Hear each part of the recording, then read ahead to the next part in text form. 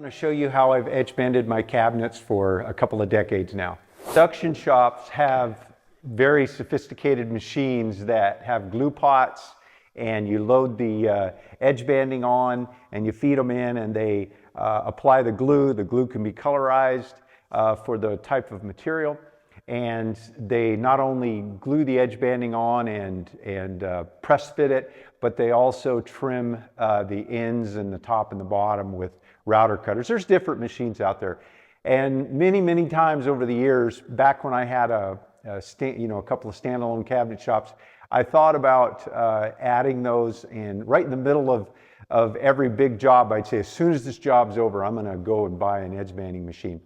And then time would pass, and of course I wasn't building cabinets day in and day out. I was building houses and building cabinets for the houses. So I'd say, oh, I don't want to go spend $15,000 for a machine. I can do it. I've been doing it this way. So one job would come up, and then another and another, and I just kept putting it off. So I've ended up edge banding the way I'm going to show you a lot of cabinets over a lot of years. I'm not going to say it's the most efficient method, but it definitely worked. It's not completely inefficient, and particularly if you're building your own cabinets, or if you just do a couple of cabinets here and there for clients, it certainly will give you just as good of a finished product as those more expensive machines. Just takes you a little bit longer.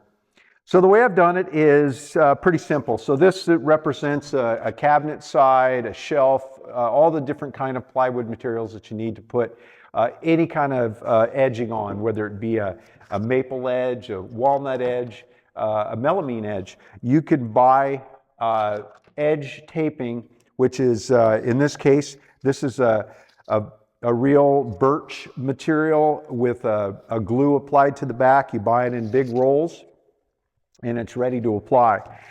So the way I do it is I set up my bench, and then I just have a couple of 90-degree angle pieces, again, made from scrap. These are, doesn't matter how long they are, how tall they are, just need to be able to clamp them.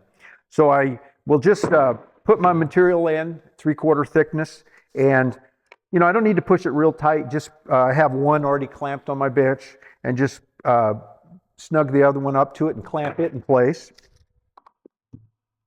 And then I can just drop have my whole stack of cabinet sides and shelves ready to start edge taping. And I can just drop them in, and that usually holds well enough, but sometimes when I'm cutting, they might move a little bit. So I can just grab a wood shim and slide it in out of my way, and that'll keep it firmly in place. It's pre-glued, it has to be heated. So I'll just pull out the tape a little bit longer than the ends, just break it off. And then I have a standard house iron. 7 is the max. I've got it set to about 5. Not really sure what the heat temperature is, but it works. Tack it on there, a little more pressure and a little slower, but I'll follow it up with a roller. I just use a standard laminate roller, trim it. So I have a trimmer from Vertex. It's an end cutter. First thing I do is cut the ends, and I just slip it on. It goes right up flush to your shelf or your side, and just push it down. It clips it nice and flush. Double edge cutter with changeable blades, and you just squeeze it onto, so it doesn't matter what thickness. If you're doing 1/2 inch or something wider, it'll handle it.